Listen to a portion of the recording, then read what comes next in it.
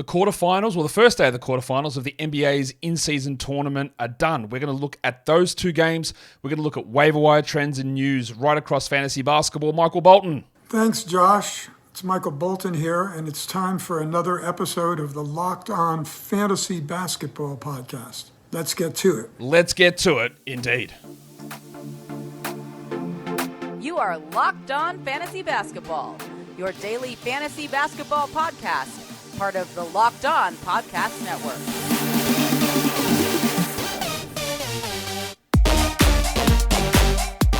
Hello and welcome to the Locked On Fantasy Basketball Podcast, brought to you by Basketball Monster. My name is Josh Lloyd, and people say that a man doesn't need 8 drill presses, but I would like to imply that a man does need 8 drill presses in order to execute one's dreams.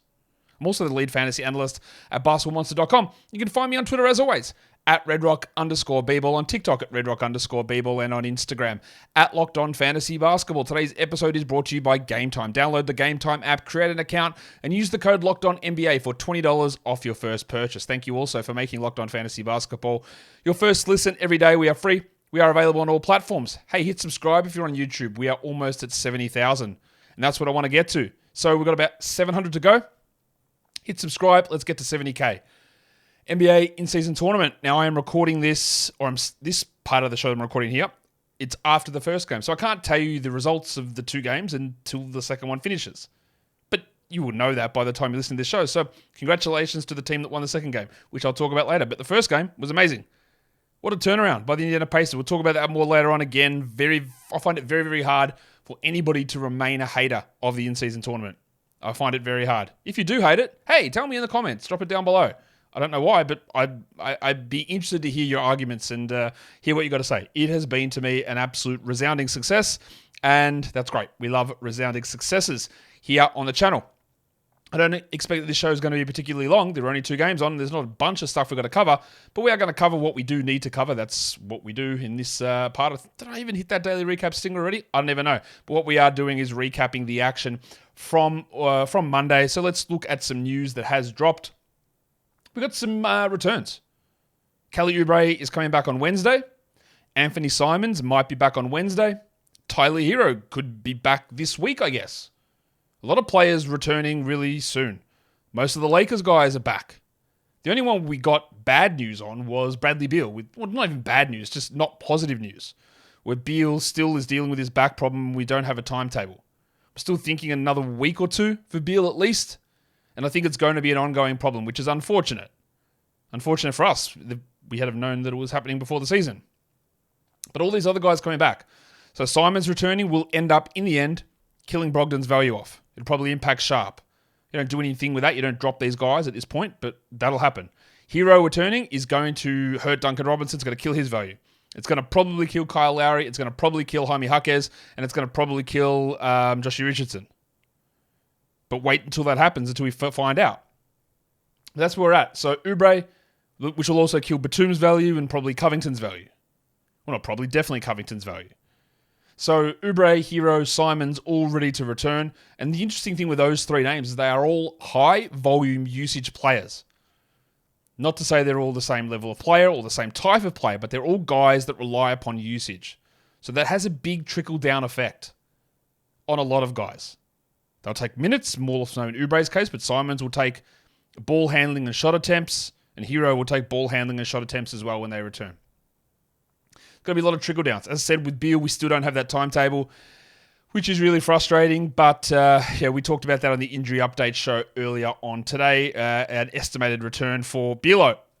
Let's look at the fantasy basketball waiver wire with some trends. The most added and the most dropped players over the last 24 hours. The most added players, most of these guys are stream options for today. Aaron Nesmith up 25%, and with the Pacers winning. Pretty good, yeah? Sam Hauser up 21%. Well, we can go ahead and drop him.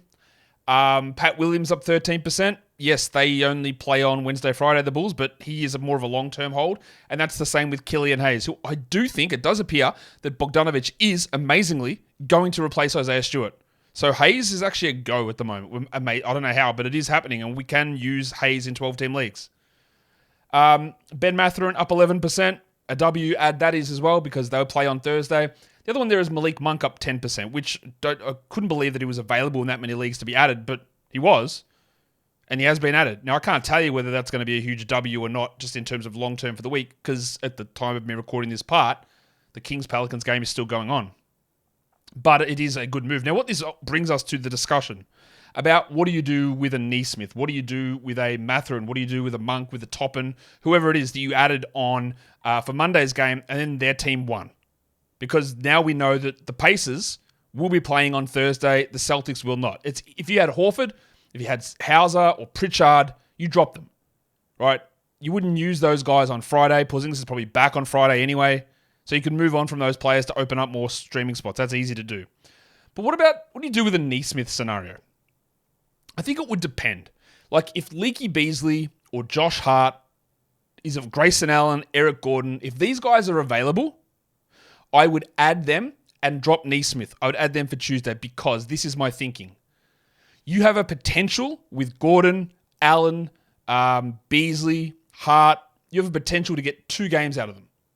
Quickly, if he's available, you might get 2 quality games out of those guys rest of week.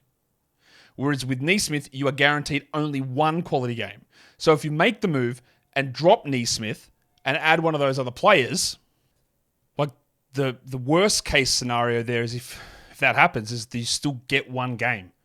So if you drop Neesmith for Hart and then the Knicks lose, we still just got 1 game out of that spot, and then you could try and scramble and add a Pacers guy back for Thursday.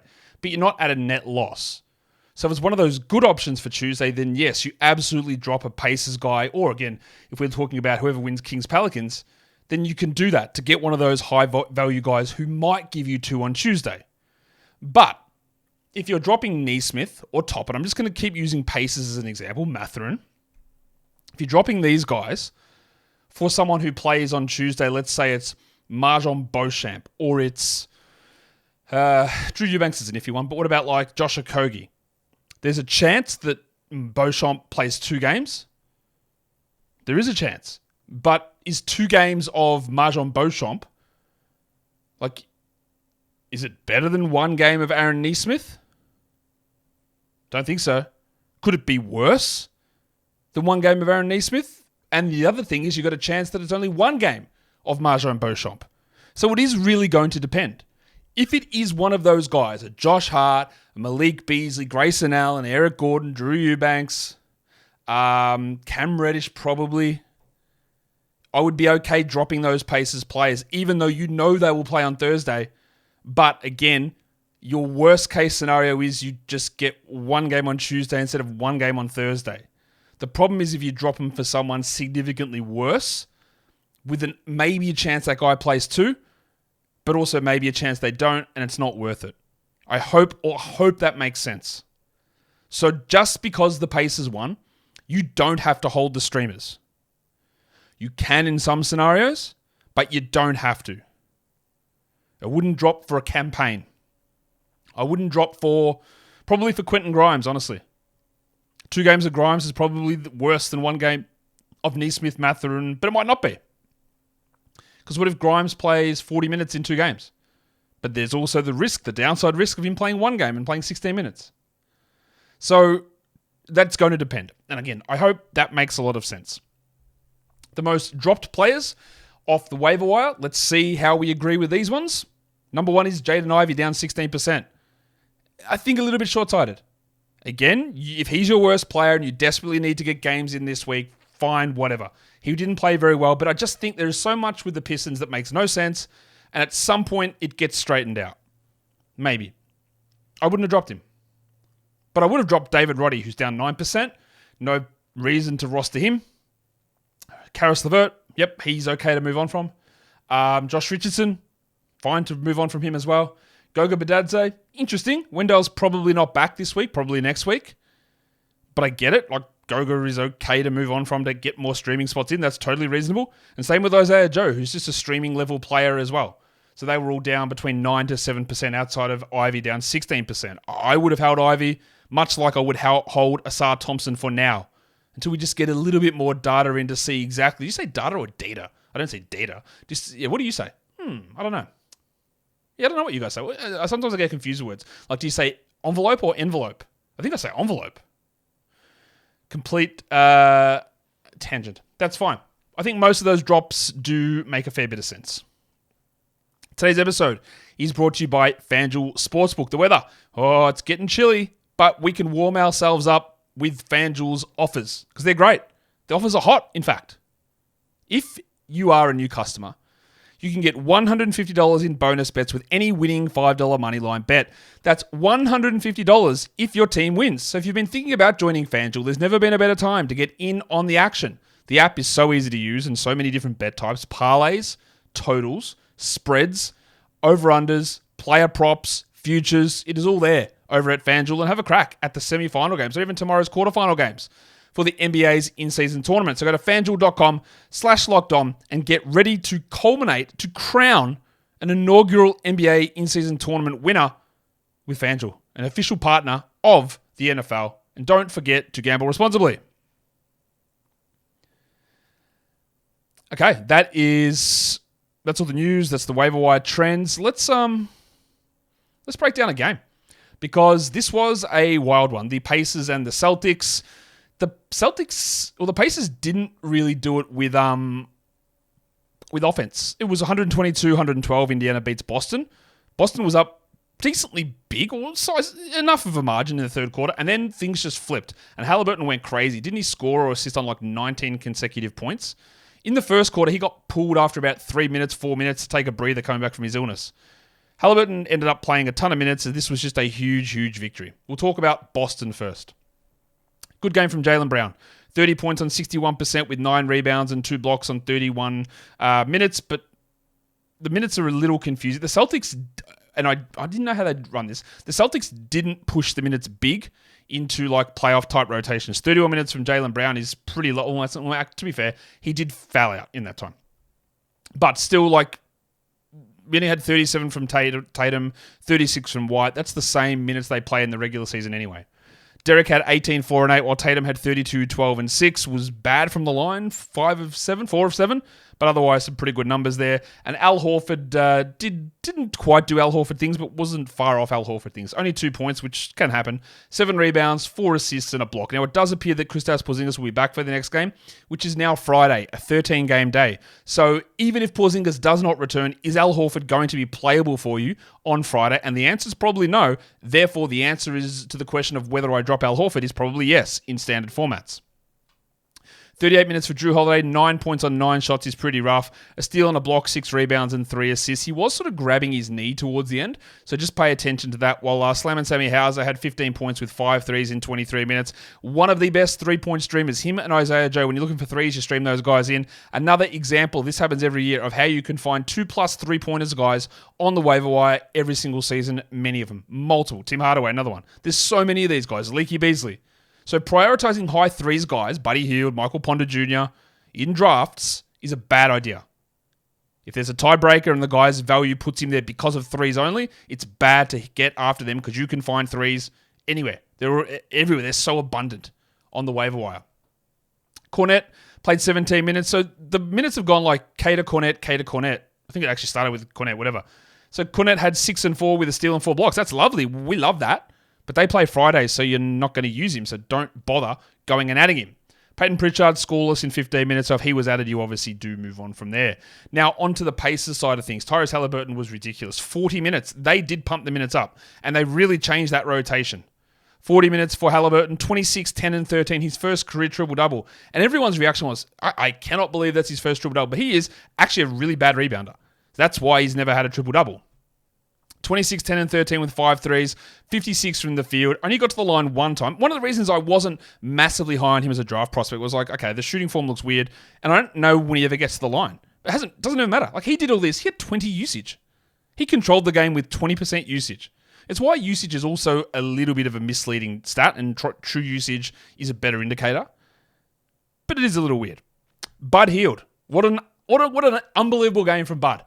32 minutes, 21 points, 4 threes, 2 rebounds, 2 assists, and 2 steals on 63% shooting. And I say unbelievable because I think in the last 30 seconds of this game, this man had 2 steals, hit 2 free throws, and hit a 3 right on the buzzer when everyone was basically walking off the court. He banged it in time to get those extra 3 points. I think he had 15 fantasy points in 30 seconds to end this game or something crazy like that. Really good stuff from him. Big numbers. Obviously, we're holding him. Brucey Brown, 36 minutes, 13, 8, and 4, 3 steals. Didn't shoot well, but good numbers. Miles Turner got 34 minutes. Hello, bit of extra stuff there. Interesting. 17 and 10 with a block on 44% and took 16 shot attempts. Ben Mathurin, absolutely into that boat of guys that we can hold. 16-5 with 4 threes and 2 assists. I don't think that he has to be a holdable guy rest of season, but for this week, yeah, now that they've won. And Aaron Nesmith closed the game out, played 31 minutes, had 14 points on 60%. Not a lot of other stuff going on there, but the fact that we know he's going to have a solid role is good enough to put him into that mix of guys that you might hold or you might drop depending on who you're adding. They made the changes they made to the rotation, though, were interesting. Isaiah Jackson, 0 minutes. Obi Toppin played all the center minutes. And we said this on the pregame show today, or one of the shows I said, talking about how Jackson was only playing 10 minutes anyway, and there's a chance they phase him out and just go completely with Toppin at backup center. And that's exactly what they did. Toppin only played 26 minutes. He had 12 and 2 with 2 blocks and 2 threes. That's 6 blocks in the last 2 games for Toppin, which is amazing. Toppin is another guy that we roll with for now, but I don't think it's a long-term 12-team league ad, but he is the 60th ranked player over the last 2 weeks. It's helped that Nesmith's been out there, and having Toppin is totally good for now. And we can decide later on what else we do. So they're probably the guys. Toppin, Mathurin, and Nesmith are the guys that we look at. But the other interesting thing was McConnell played over Nembhard. Nembhard got 5 minutes after starting last game. McConnell got 9. And he had 3 assists and a steal, including a really key stretch of a key steal and a really cheap assist. Towards the end of the third quarter, it was. He picked it off from a Jaylen Brown pass and then just quickly handed it to Bud for a dunk when he was standing under the rim himself. That puts McConnell... If McConnell and Nembhard are going to play any minutes at all, and they're relatively equal, McConnell is clearly the stream for Thursday over Nembhard. And I wouldn't be shocked if those 5 minutes that Andrew Nembhard played all went to McConnell for the next one. So this rotation, which I think might be tightened up even more for the semi-final, means that the Isaiah Jackson stream's not there. The Nembhard one probably isn't. You're looking at McConnell, Nesmith, Mathurin, Toppin as your streamable options for the Pacers as they now wait to see who they play out of Milwaukee and New York, which we will find out about tomorrow. But really, really strong stuff. The crowd was unbelievable. They were pumped. That brings me to another point. I know you guys are going to disagree. Single elimination kicks the ass of a 7-game series. And I know people are going to say, but how are you going to know who the better team is? The team that wins. That's all you really need. Like, why is 7 a determiner of the better team? Why not 5? Why not 14? That's an even number. Why not 15? Why don't they play 101 times to see which team can win 51 times? Like, how do we know? How do we prove the better team? Why is proving it over 7 games more important than over 1? I know there can be variance in basketball, whatever. But it's a sporting contest, obviously, but it's entertainment too. And you cannot sit here. Maybe you can. I'll dismiss it, but maybe you can. You can't sit here and say, it's 7-game series. Yeah, team winning 4-1 in Game 5, definitely more exciting than a single elimination winner-take-all scenario. It's just better. And this is literally never going to happen. The NBA is never going to say, yep, we're going away from 7-game series, losing all that money so we can have more exciting 1-game playoffs. They're never going to do it. But this is also a great showing, a great example of just how much better it is. It's just so much better. I don't know. I'm not going to die on this hill because as much as I want to die, I don't want to die about this. It's just clearly better, and you will never change my mind that a 7-game series is better because it proves the better. It doesn't. Prove the better team, just give the title to the team who has the best regular season record. If you want to just go larger sample sizes. Single game is the best. It is fun. It's a best spectator thing. It's the best rewarding feeling when you win. It's the best for everything. It's just never going to happen. But at least we've got this now, which gives us something to get excited about. Today's episode is brought to you by the Game Time app. The Christmas period is here. Holidays, gift giving. And sometimes we think of someone and go, yeah, you know what? That bloke is so hard to buy for. He's got everything. Well, you know what people don't have? Experiences. And that's what Game Time can provide. Tickets to events, concerts, sporting events, musicals, theatre, whatever it is. You can't replicate that stuff. You can give these gifts of events, and that's what Game Time provides. And you can take the guesswork out of buying those tickets by using Game Time. Zone deals, flash deals, job loss protections, event cancellation protections, all in pricing. One of the best things. You got your budget for your Christmas gift, and you go in there onto another ticket site, and then they chuck a million fees on top. Nah, not even that. On Game Time, whatever the price is, that's the price you pay. So you go in there, choose your tickets, get it ready to send to your loved ones, and bang, you're done. And you're giving the gift of an experience. You're giving the gift of entertainment. And that's what Game Time brings. So take the guesswork out of buying tickets with Game Time. Download the Game Time app, create an account, and use the code LOCKEDONNBA for $20 off your first purchase. Terms apply. Again, create an account and redeem the code LOCKEDONNBA for $20 off. Download Game Time today. Last minute tickets, lowest price guaranteed. All right, the second game of the day. Another upset. The underdog wins again. The New Orleans Pelicans get the victory over the Kings, 127-117 in Sacramento. They move on to Thursday's semifinals. And it wasn't done the way that you think it would be done, because Herb Jones had 23 points. 23, 5 and 5 with 2 blocks for Herbalife on 62% shooting, 20% usage. He has been so up and down. He'll have games where he has 3 shots, and then he'll have these sort of games. This is huge.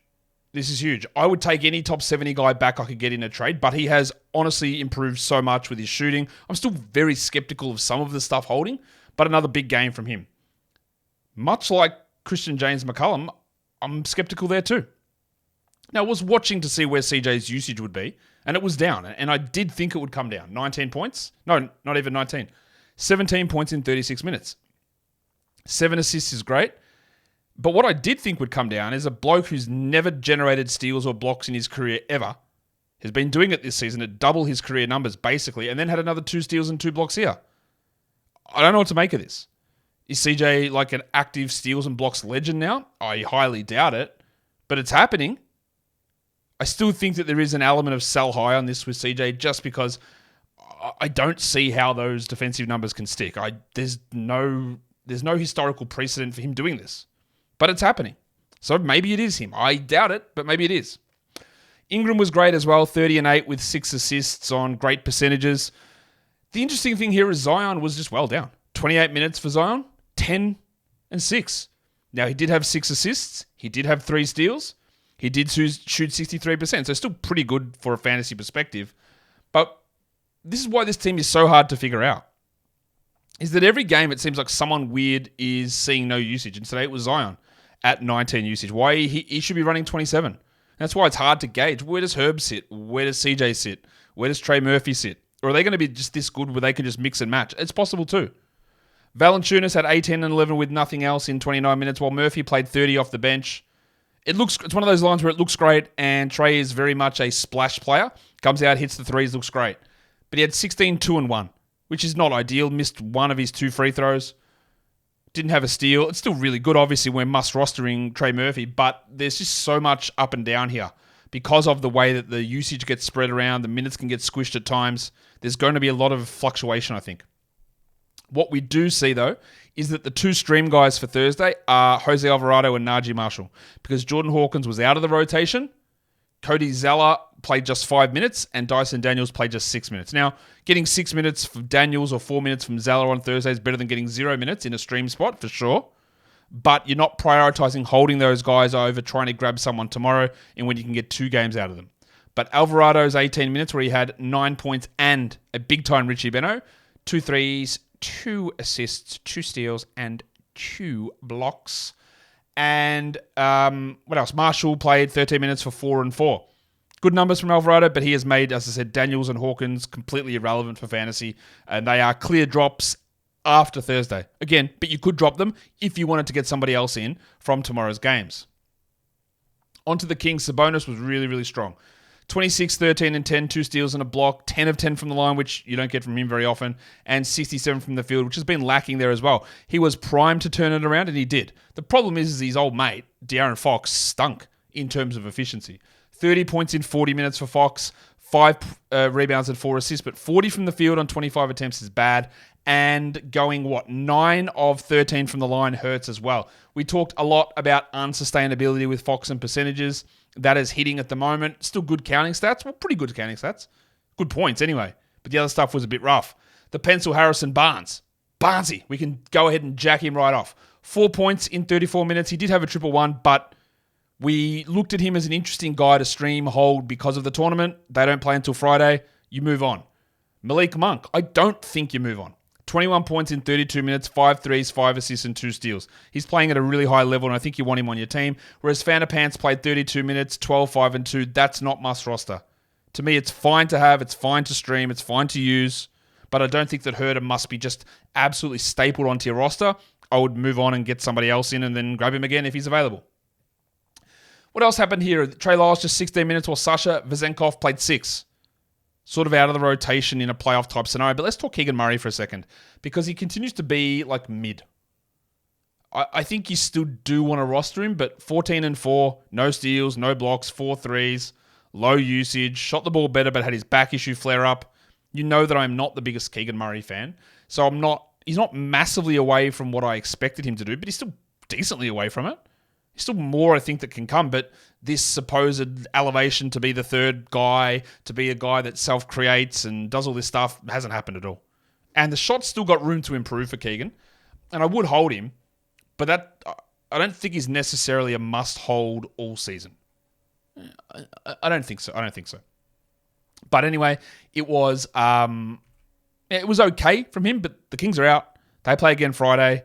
And you can move on from Herder, you move on from Barnes, Lyles, Vezenkov, any of those guys that you tried to get the extra 2 games out of. You got one today. We move on. We get the next one. What should we do now? We're not doing a stream of the day recap. Let's just go straight to the monstrous line of the night, because that's where we're at. It's a little bit hard to do the lines of the night on a day like today, but Domantas Sabonis gets it.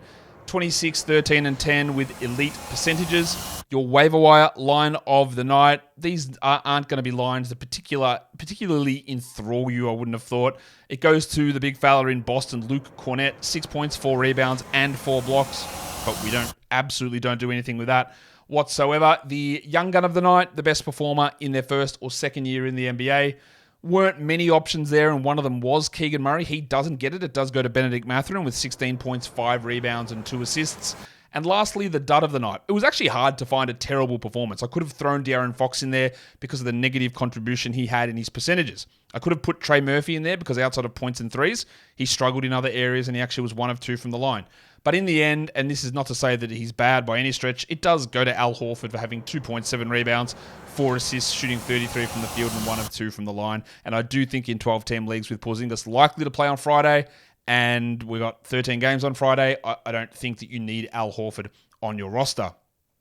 Finally, let's go through the top 6 performers from the quarterfinals, the first day of the quarterfinals in the NBA's in-season tournament.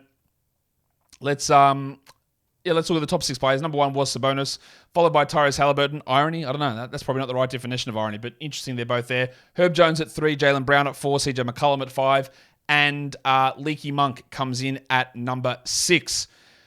Your top 6 players that are under 50% rostered, number 1 was Luke Cornett. Jose Alvarado, that's an interesting stream. Sam Hauser, not really. Benedict Mathurin, yes.